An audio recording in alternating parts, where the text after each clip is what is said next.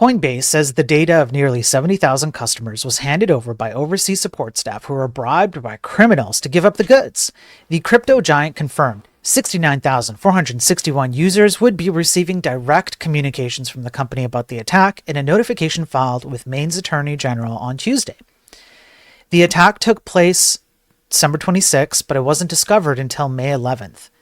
That's approximately five-ish months.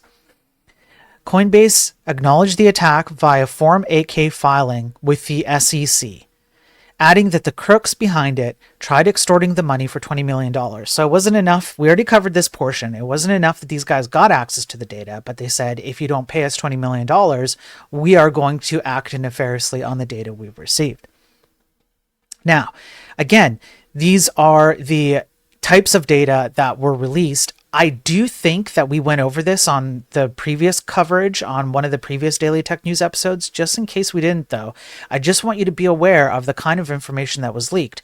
Names, addresses, phone numbers, email addresses, last 4 digits of social security numbers, masked bank account numbers, and some bank account identifiers, images tied to government IDs such as passports and driving licenses, Coinbase account data including balance snapshots and transaction histories, limited corporate data including documents, training material, and communications available to support agents. Can you imagine what unethical, nefarious actors would do with this kind of information? It's almost unfathomable to think of all the different ways that you could maximize the use of this information to do third, fourth, fifth order attacks down the chain. And not only am I just saying that, I'm not just spouting this out of my butt, but we have been through this on previous 49 episodes. What is this, episode 49? 49 episodes, and we've seen how this information gets used for phishing campaigns. It gets used to defraud people of their life savings. We've seen people's lives destroyed by this kind of stuff.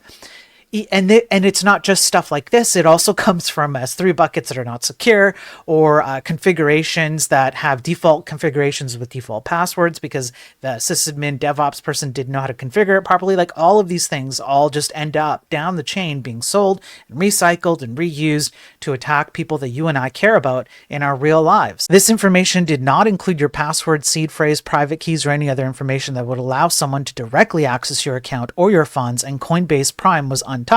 However, that doesn't matter, because if you have this much data, you're sitting in a gold mine of data. Overseas support staff involved in facilitating the data theft had all been fired, Coinbase confirmed. It is not known how much they were paid.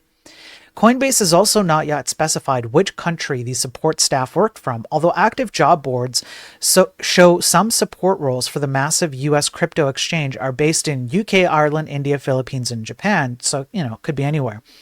The expected cost of fixing the attack is somewhere between 180 to 400 cool million, chump change, although the full extent is still being investigated.